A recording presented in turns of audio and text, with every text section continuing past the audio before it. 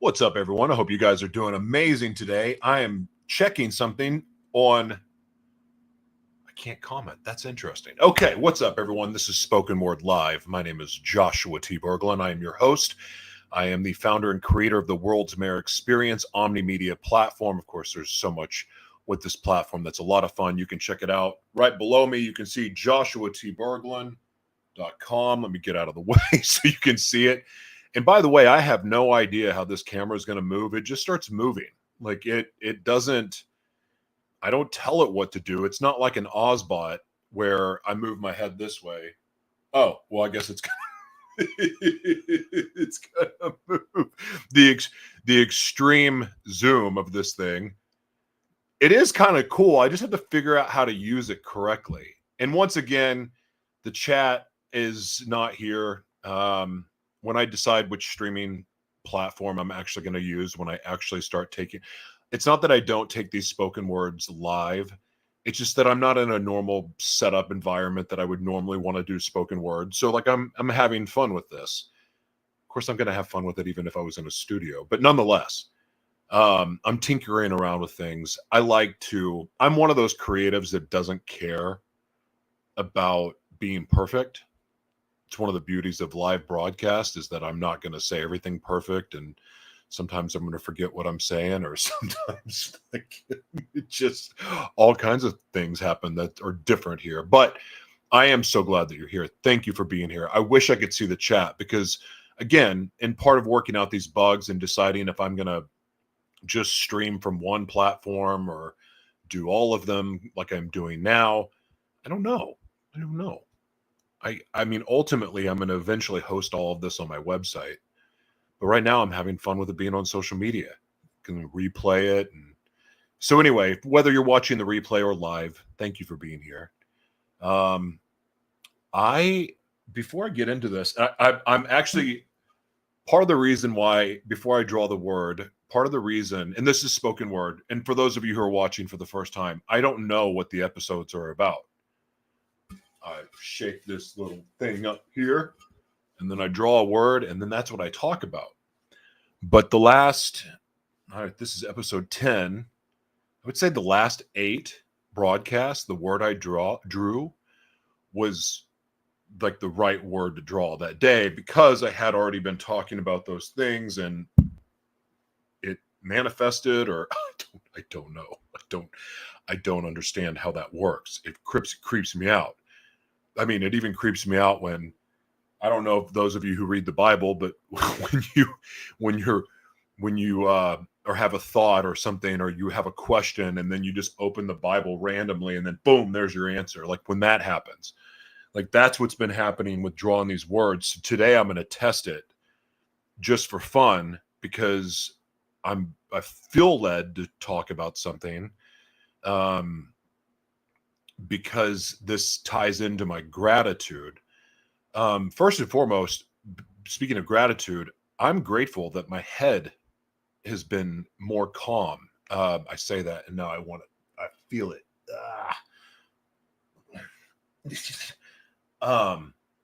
That energy has been way better the last few days. So I'm going to try not to talk about it at all or reference it and see what happens. It's just a test. It has been better. I want to make that clear. And I'm grateful for that. I don't know what's different. I've been sleeping with a weighted blanket. I think I'm going on day 6 with this weighted blanket. I think that is contributing to it. But I'm sleeping straight through. And I don't do that. I tremor when I sleep. And I think the weighted blanket helps. Like, I know that has to help. I don't know the answers. The problem, I haven't been able to get real medical care. I go to doctors. I go to tons of doctors. I try new medicines, and it's like a waste. Finally, I got them to listen, no more medication, because this clearly isn't working, and it's messing with my mental health more than helping. It's so interesting that these things I'm getting prescribed have the opposite effect of what they're supposed to do. And so there's not been any relief there's been relief through different therapies I've been doing, but it's so wildly inconsistent. It's crazy. So I'm grateful for these last few days of having a relatively calm energy for me. Because, with my head not snapping all over the place, it makes it easier to think. And honestly, feeling normal is nice. But that's not what I wanted to talk about. What I want to talk about, for those who follow me on Facebook, or my friend on Facebook, you saw that there was a relationship announcement. And we've been talking for a long time, but now it's Facebook official, so now it's official and all that stuff. But what I want to, I guess no, it's not a guess. What I'm feeling led to share is this. When the Trimmers first started, and I was with a family, and doing life together, and mind you, the relationship dynamics were unique, but nonetheless, we were doing life together, and it was with people that I love tremendously. And I still love, because I'm still friends and close with that family. But when I had to leave where I was at, because where I was living at that time, I was already in isolation as much as possible, but it was very, very challenging to truly isolate. And because of that, because of my situation and my health was just getting worse. And little by little, I had no choice but to leave. And when I left, some of you all know the story. It was devastating. It was the most devastating thing ever. And I never thought, I shouldn't say it. No, I didn't. I never thought. I guess really started to doubt that I would ever be able to date, much less be in a relationship with someone. Because of the physical struggle that the Tremors caused me. Talking to people was a challenge. Being next to somebody is a challenge, because of the way that I feel energy. And so the lawn equipment, there's right now, they just started doing the lawn next door, and I can feel the lawn equipment in my body. So maybe I will trim her. No, gosh dang it. Anyway, I had a lot of negative thoughts creep up. And also, the biggest one was, I'm going to be alone, because why would anyone ever want to take this on? Why would somebody, again, there's times that the energy picks up and I start punching myself, hitting. And I went through, over since January of 24, was really beating myself up, and thought, no one, I can't even have a friendship. How in the world am I going to date? How in the world am I going to find love again? So I was mentally prepared to be alone. And so I started preparing my mind as if, okay, I'm going to finish the race alone. And so I just dug in and focused and more on what I was supposed to do, and to fulfill the mission that I believe I was created to fulfill.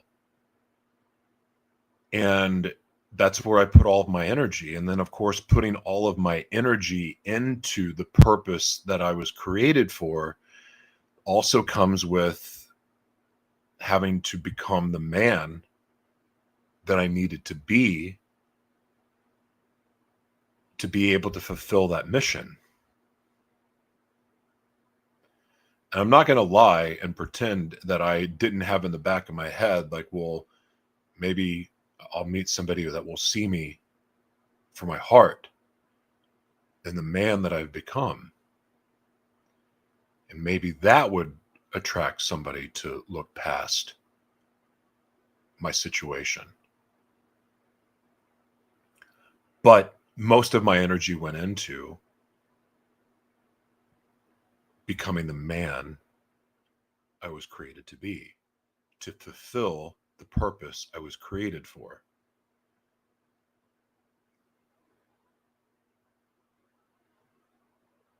And along the way, I met a lot of different people that I became friends with. And sometimes there was like, that silent, well, this person, is this a possibility? And, little by little realize, no, it's not, because I'm not going to settle. Part of becoming the man I was created to be was also realizing that I don't need to be with just anyone. Like, I can wait for the right person. I can say no. I don't need to go on dates when I already know that it's not going to work. I'd rather be alone. I'd rather be home and create something.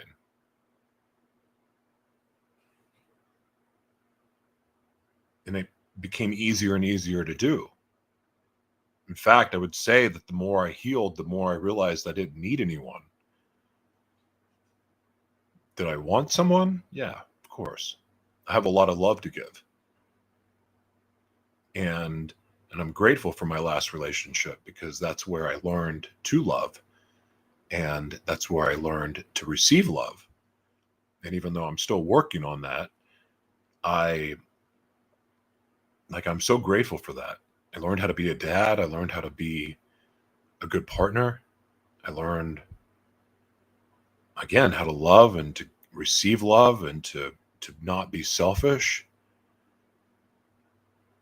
I learned how to really love being in service to a partner. And but then, you know, the other lessons I had to learn was learning to love being alone, like learning to love myself enough that I could hang out with myself when that was the only option. And it's funny what happens when we stop looking, but instead focus on just being who we're supposed to be, becoming the human, if you're a human, if you're, however you identify, but becoming exactly what you were created to be, or at least, putting all my energy into that. And, I have to be honest with you, over the course of my life, I haven't really ever done that. And taking that time and learning that I'm okay alone, and being willing to go, okay, God, like, I'm still all in on what you created me for. I'm still all in on what I committed to 10 years ago, regardless if it's the loneliest thing ever. And I started to tell myself, well, I'm the world's mayor, so I get to be friends with everybody, and I get to travel all over the world, and the world will be, you know, that'll solve the loneliness and all those other things. But the truth is that I wanted to do life with someone. It's just that I also knew that it wasn't going to be just anyone that could make that work, because I have very, very big aspirations that are frankly frightening to most people who learn about them. And because it comes with a weight and a pressure,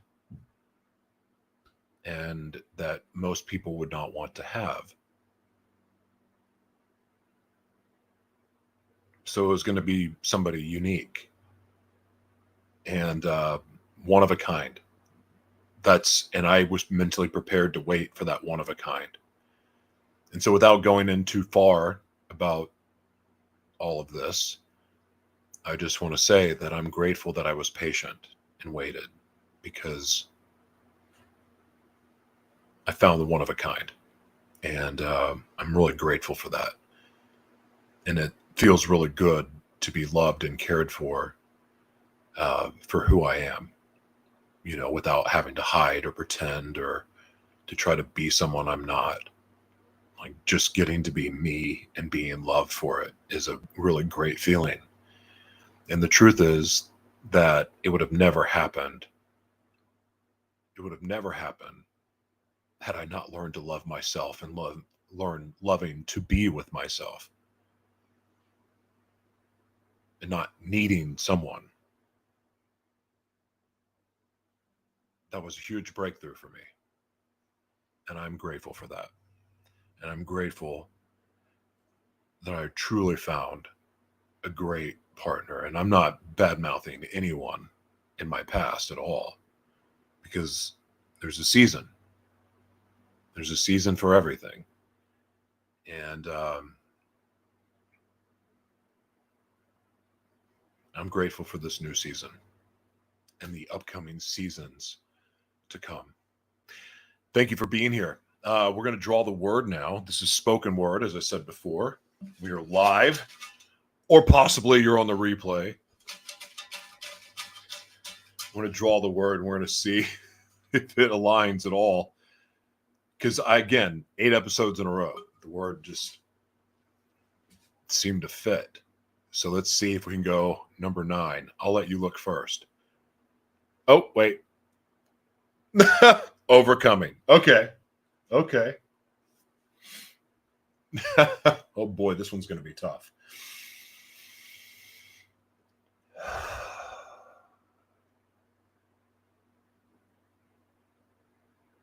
Overcoming. I want to go mic check. When they're about to freestyle rap and they're like, don't know the words. So like, mic check. Turn up the bass in my headphones to buy time.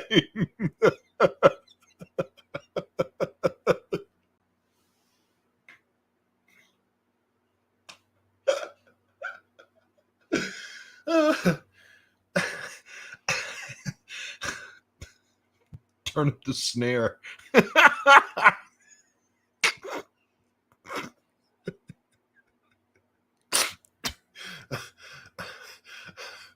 Okay, I'm gonna forget the word.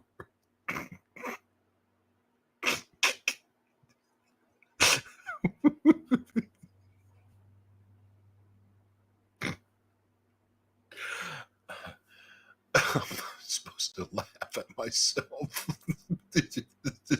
Just laughing at my own stupid jokes.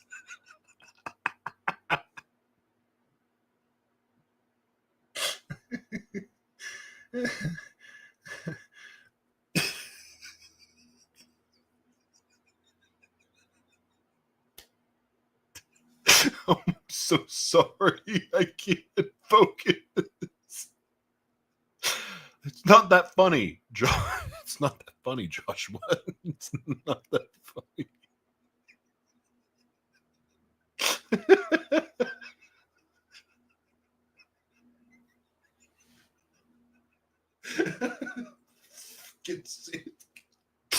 Now I'm gonna laugh because all I can think about right now is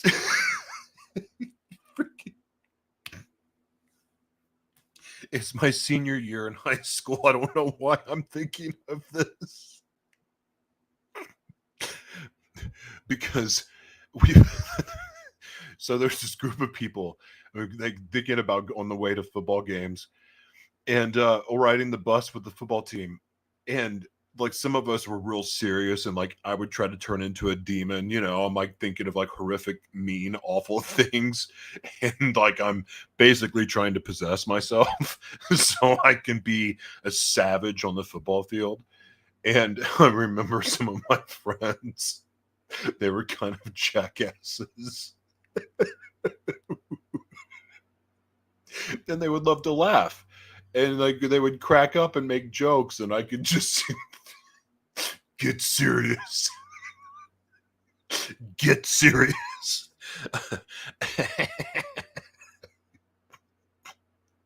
It's funny to me. It may not be funny to you. Oh well. It's my live. You don't have to be here. I'm just kidding. Okay. The word. What was the word? Come back here. Oh, overcoming.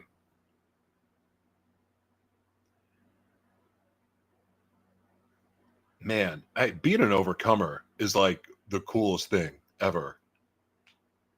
I'm an overcomer. I'm an overcomer. I mean, if you've read my books, The Devil Inside Me, you know anything about my story, I'm an overcomer. I mean, I'm an overcomer. And I think of all the things that I want to be known for in my life. An overcomer and a thriver. And like I wanted the example that I wanted to set for other people.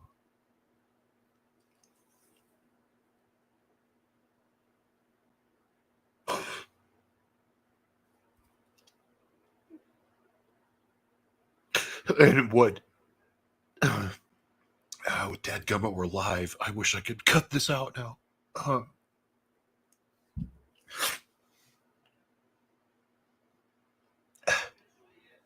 Part of the fuel is like, other than getting an opportunity to be forgiven for the things that I did, it was to also overcome the obstacles.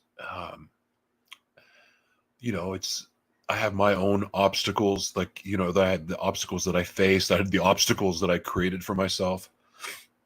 I had other obstacles, disability and so forth, addictions. And it wasn't so much that I just wanted to show that I was an overcomer, and I didn't just want to overcome. I wanted to be able to show that regardless of what awful, evil, dark things that someone does or goes through, regardless of what traumas and addictions and mental illnesses and so forth, I set out to show that you could literally be a batshit crazy, insane person that needed to be put in an insane asylum, and somebody that was a complete junkie, mess, failure, F up, deadbeat dad, sexually confused, psychopath, like whatever, all the things, disabled, diseased. I wanted to show regardless of all those things, all those labels, that despite all that, you can still make your dreams come true. Why I'm passionate about media, why I'm passionate about elevating other people's voices, equipping the voiceless so they can have a voice, because I know the freedom in using your voice for truth, using my voice for truth. I know the freedom that comes in that, and I want it for other people. I think about, over the course of my life, all the people that have suffered in silence because they were afraid. They didn't want. I think about the middle. I'm oh my gosh, I'm middle aged now. Wow, I can't say she's older, an older woman, older than me, who kept the family secrets of being sexually abused by her husband for 30 years. And she did that because she was trying to protect the kids. I think about all the people, the people that are abused, that are silenced because they're afraid to talk out, because maybe there's no justice, there's no backlash.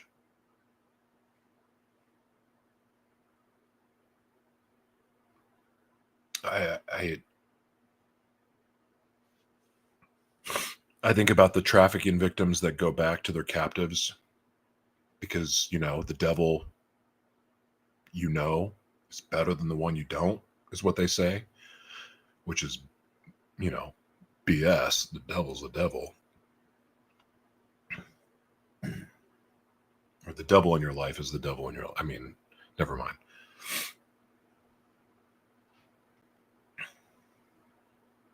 Like, There is a way out for all of us, regardless of what you've done, regardless of your addiction or your disability.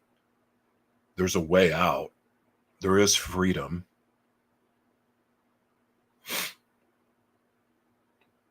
And for me, I believe it starts with truth. I think about all the things, you know, I was the really, really terrible liar, and this is why, like, now over the last 10 years, I've gotten so comfortable with truth, and like I can just talk about things. And I'm not going to make this explicit. I mean, look, my book is very telling. If you really want to know the details, it's all there. And I've talked about it openly on other podcasts and other posts. I just don't want to do it now. I don't need to. There's no reason to.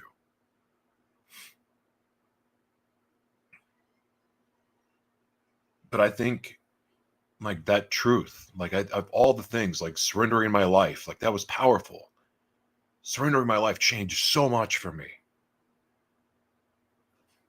Like, I had that declaration of my life is no longer my own. Take my life, it's yours. I'm surrendering my will for yours and trusting that path and trusting that decision.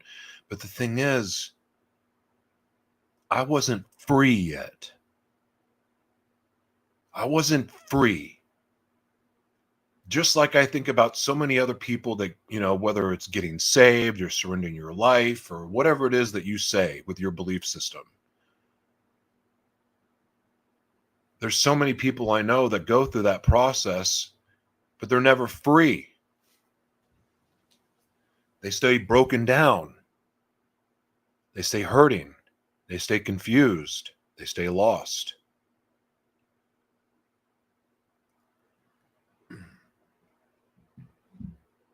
I personally believe it's because we've gotten accustomed to half truth and lying to ourselves. I think we've gotten comfortable with secrets. I also think that society has created such an environment that it's made it very unsafe to come out and be authentically ourselves. I remember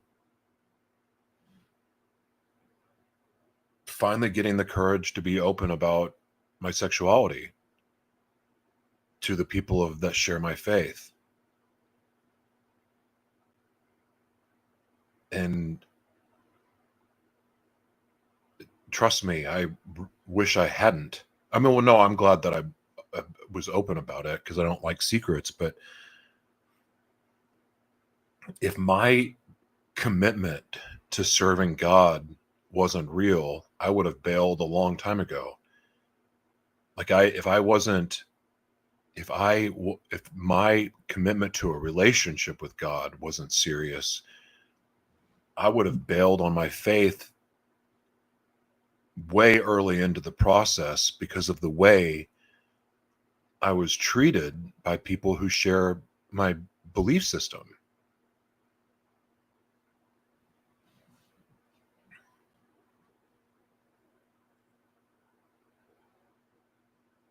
We've made the truth very uncomfortable for people to tell. And so people retreat and tell secrets, or they hide, or they remain sneaking around, skirting around the truth, skirting around commitment, cheating. They complain to their partner that they're unsatisfied, but they're not willing to be honest about what it is that they really want. And maybe they don't even really know what they want.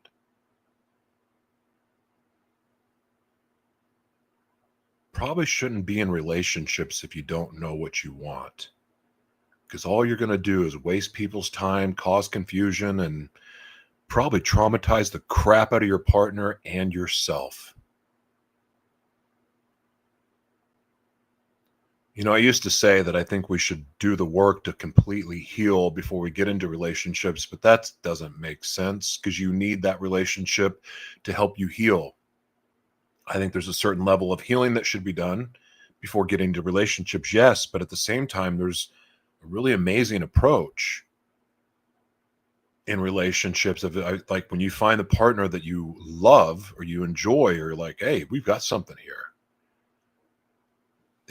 being honest about the areas that we need to grow and to heal, and say, hey, listen, let's work on this together. Let's heal together. Let's help each other. It's a weird mindset shift how it happens, but it's a beautiful thing. Because that mindset shift,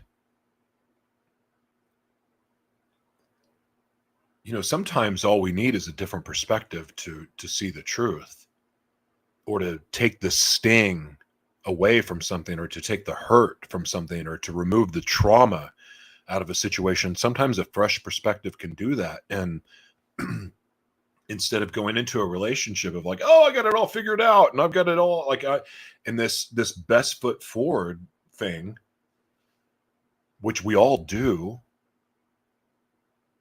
I mean, I kind of get made fun of sometimes that I'm just like vomit all my crap on people, or like, here I am, like just former degenerate, degenerate, like here's my baggage, or here's what I'm working on. I mean, frankly, looking at it, I would rather be with somebody that could be honest about the things that they're struggling with and need work on, so I can go, you know what? I just so happen to be the right partner to help you through this. And then the other person has the opportunity of going, you know what? I can help you heal with this. And you can help each other heal. I talk all the time about how our gifts and our talents aren't, about us. It's like how we get to use it to bless other people, to impact other people's lives. It's an amazing thing. Like, we don't need to have it all figured out. And then, mind you, having wanted to become the man that I needed to be and to be able to attract the right partner. But to do that, I had to quit focusing on the fact that I may be trying to become the man to find the right partner, but instead focus clearly on what it is that I was created to do. But that also by default was to become the kind of man that could attract his queen. And I'm not like flexing about who I am, for the record. I have done the work and I do the work. I'm committed to the work. I'm committed to growing. I'm committed to healing. I'm committed to being the best man that I can be. And I have been for 10 years. Again, not flexing. I'm just saying it's been work. Because you know what? 9 years ago, I wasn't ready. 8 years ago, 7 years ago, 6 years ago, 5 years ago, 4, 3, 2, 1 year ago. And my journey wasn't ready. I am now. And it took that much work. It took more failing at relationships, or maybe failing's the wrong way to look at it. The word's overcoming. And sometimes the greatest obstacles in our path are ourselves. Sometimes we have to overcome ourselves to become who we are created to be.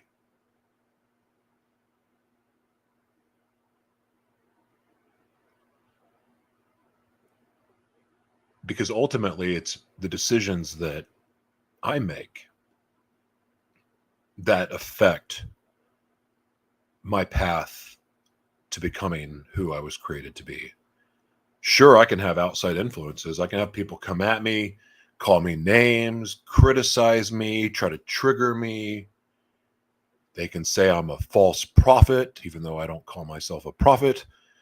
They can call me really, really bad, nasty names that I won't say out loud right now. But it's my choice in how I react. And then if I don't have the tools to be able to handle those situations appropriately, how am I going to really show up in a relationship? But if I have the tools, I can make better choices. I can expect better outcomes. I've learned so much just in the last 2 months about how many fights that I essentially escalated because I misunderstood something in a text message. I misunderstood something that I heard. I just heard it, and okay, oh, I'm dyslexic. Sure. But I've learned that even then, mishearing something and being able to take it wrong, sometimes just waiting for clarification or even asking for clarification can do wonders in preventing damaged relationships. And this revelation has helped me see the errors of my ways in previous relationships. So lots of fights that could have been avoided, but because I wasn't patient and I reacted, caused the situation to be worse than it should have been.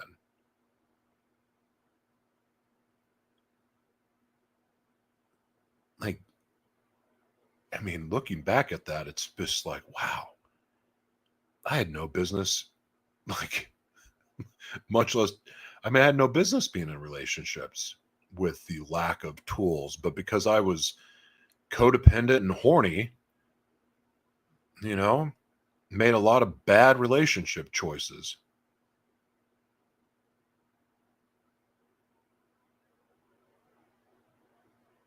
Grateful to be done with that. Still horny though, because I wish I could have not said that out loud.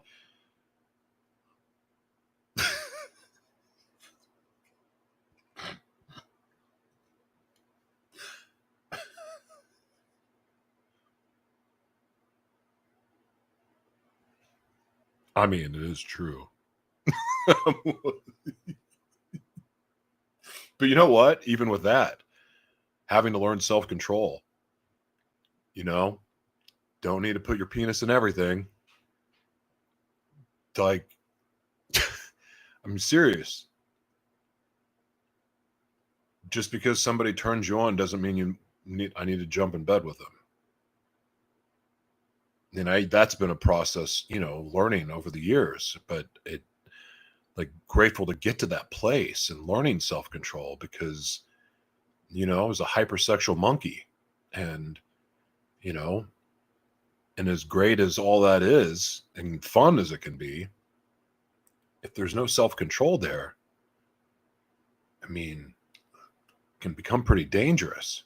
Like, how in the world could I ever be dependable in a relationship if I can't control my loins? And that's been a process of years of learning. And the reason I was talking about 10 years, by the way, this journey has been, is to tell you that it's work to pursue your destiny, to pursue your dreams, to become, not everybody has the things to overcome that I did or I have. Everyone's journey is different. Some of you have it much easier and some of you have it way more difficult. But the idea is not to go, well, how many years is this going to take for me to get what I want? How many years is it going to take for me to accomplish what is in these dreams and visions you're giving me? How long is it going to take for me to find love, God? How long? Like, I don't think we get those answers. And I think if we were focused on the time, we would miss the plot. We'd miss the point of why we're doing what we're doing. And all of a sudden, maybe it's not really for the right reasons. Because I'm pretty confident in my journey. I did a lot of compromising, a lot of negotiating, compromising on deals that I may have made or commitments that I may have made, thinking that I could shortcut the process in some way. Because, being patient and waiting on God is not always the easiest thing to do. Gosh, I will tell you though, waiting on God waiting on God's universe to deliver, it's worth the wait. I remember coming into money at the wrong time in my life. That money might as well have been a curse on my life. The fact that I lived through that is a miracle. It was like one of the things that proved to me that God really had a big purpose for my life, because if he let me survive what I did in that time that I had a bunch of money, if I survived that, then surely had a plan for me. And